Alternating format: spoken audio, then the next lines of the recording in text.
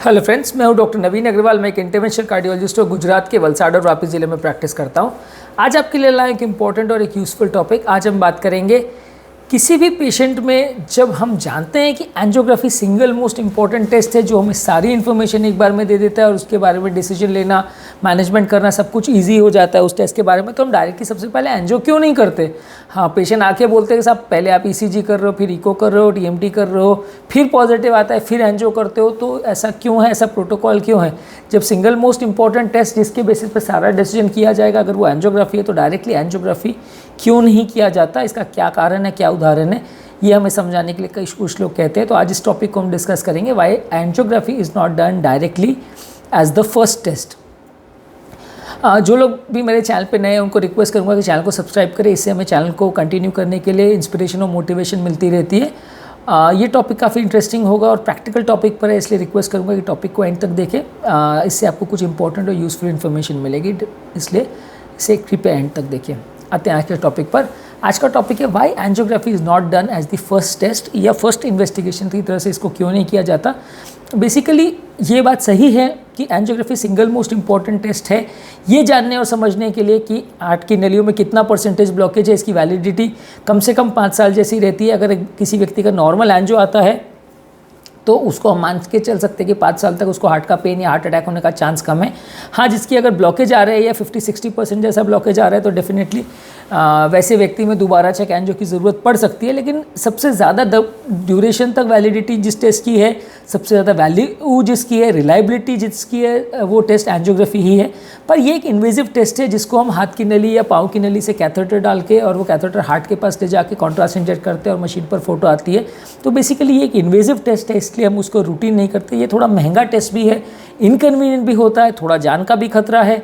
जो लोग को हार्ट का या किडनी का बहुत ज़्यादा प्रॉब्लम है, या इनका हार्ट पूरी तरह से फेल है, या मल्टीपल नलियों में ब्लॉकेज है, उसको इस टेस्ट के दौरान जान का खतरा भी हो सकता है। और डेफिनेटली इसमें हम जो कॉन्ट्रास्ट इंजेक्ट करते हैं, हालांकि सीटी एंजियो के कंपैरिजन में जो कॉन्ट्रास्ट इंजेक्ट करते हैं वो 10 to 20 ml ही होता है, लेकिन फिर भी लोगों को इससे खतरा हो सकता है, थोड़ा बहुत किडनी का डैमेज हो सकता है। इसलिए ये टेस्ट कम्प्लीटली सेफ़ नहीं है, इसलिए इसको पैलेट के टेस्ट के फॉर्म में नहीं किया जाता। यूजली हमारी ओपीडी में अगर ऑन एज एवरेज हम दिन में अगर 100 पेशेंट देखते हैं तो लगभग 50% पेशेंट्स हमारे यहाँ जो ओपीडी में आते हैं वो चेस्ट पेन लेके आते हैं। इसमें से मेजॉरिटी ऑफ द पेशेंट, लगभग 60 to 70% ऑफ द पेशेंट्स को muscular pain, acid related pain, psychological pain, non cardiac pains होते हैं, और हाली 20 या 30% पेशेंट्स को ही हार्ट का संबंधी पेन होता है। हाँ, ऑब्वियसली कोई पेशेंट जो पहले से इवैल्यूएट होके आया है या पहले से उसका ट्रीटमेंट वगैरह सब पॉजिटिव है और मल्टीपल रिस्क फैक्टर्स हैं, वैसे लोगों में डेफिनेटली परसेंटेज ज़्यादा होगा हार्ट के पेन के निकलने का। लेकिन जो लोग को पहली बार आए हैं, डायरेक्टली आए हैं और सिर्फ अपना चेस्ट पेन दिखाने के लिए आए हैं, उसमें तो 70% पेशेंट्स को नॉन कार्डियक पेन ही होगा। अगर ऐसे लोगों में हम हर बार एंजियो करना चालू कर देते हैं तो ये काफ़ी कम्बरसम और काफ़ी रिसोर्स वेस्टिंग के जैसा होगा कि एक टेस्ट जिसकी वैलिडिटी अच्छी खासी है उसको हम ऐसे लोगों पे कर रहे हैं जिसमें हमें भी पता है कि रिपोर्ट नॉर्मल आने वाली है। और ऐसे केस में अगर आप मान के चलिए, अगर हम एंजियो करते भी हैं और हर पेशेंट जो हमारी ओपीडी में आता है अगर हम सबको ही एंजियोग्राफी करते हैं तो पेशेंट को खर्चा भी ज़्यादा पड़ेगा, रिस्क भी ज़्यादा पड़ेगा, और मेजॉरिटी ऑफ द एंजियोज जो हम दिन भर में करेंगे वो नॉर्मल ही आएंगे। क्योंकि ऑन एन एवरेज अगर दिन भर में हम 10 एंजियो करते हैं तो अगर हम इस पद्धति के हिसाब से चले और हर पेशेंट जो हमारी ओपीडी में चेस्ट पेन लेके आए, सांस फूलने की तकलीफ लेके आए, घबराहट लेके आए, सबका अगर एंजियो करना चालू करें तो हम शायद दिन भर में 50 या 100 एंजियो करते नजर आएंगे, जिसमें कि 80 to 90% एंजियोज नॉर्मल निकलेंगे या जिसमें कोई एंजियोप्लास्टी या ट्रीटमेंट की ज़रूरत नहीं पड़ेगी, दवा गोली पर मैनेज करने जैसा रहेगा वैसा डिजीज़ निकलेगा। तो ऐसे केसेस में हम बेसिकली रिसोर्स वेस्टिंग करेंगे और वैसे पेशेंट का भी टाइम वेस्ट होगा, पेशेंट का भी मूड ख़राब होता है। तो इस वजह से ऐसे केसेस में हम रूटीनली एंजियोग्राफी नहीं एडवाइस कर सकते। ये बेसिकली वैसा ही है कि अगर किसी को खांसी होती है तो सबसे पहले हम उनका एक्सरे करते हैं। एक्सरे में अगर कुछ प्रॉब्लम लगती है, कोई धब्बा दिखता है, तो हम ट्रीटमेंट चालू करने से पहले या उसको लंग कैंसर है या नहीं है वो कंफर्म करने के पहले हम सीटी स्कैन करते हैं। हर आदमी जिसे सर दर्द होता है उसको हम डायरेक्टली MRI स्कैन नहीं करवाते ब्रेन ट्यूमर को तलाश करने के लिए। उसमें अगर रिस्क फैक्टर्स होते हैं, सर दर्द अगर उस टाइप का है जिसकी वजह से वो सर दर्द ब्रेन ट्यूमर हो सकता है, तो फिर हम उसको इवैल्यूएट करने के लिए उसका फर्दर इवैल्यूएशन करेंगे और तब MRI स्कैन करेंगे, जब बाकी दवाइयों को भी पेशेंट रिस्पॉन्ड नहीं करेगा और अगर डाउट लगेगा कि वो ब्रेन ट्यूमर हो सकता है। पर हर आदमी जिसको सर दर्द हो रहा है सबका ब्रेन ट्यूमर के लिए इवैल्यूएशन चालू कर दें, और अगर हर आदमी जिसको खांसी हो रही है सबको लंग कैंसर का ट्रीटमेंट चालू कर दे या लंग कैंसर के लिए डायरेक्ट CT स्कैन कराना चालू कर दे, तो ये पैसा भी वेस्ट होगा, पेशेंट को भी कम्बरसम होगा, पेशेंट को रिस्क भी होगा और नुकसान भी होगा। हर टेस्ट, हर पेशेंट जो भी किसी भी बीमारी को लेके आता है तो सबसे पहले उसमें बेसिक टेस्ट से ही चालू किया जाता है। बेसिक टेस्ट में अगर कुछ प्रॉब्लम आती है तो हम नेक्स्ट स्टेप पे जाते हैं।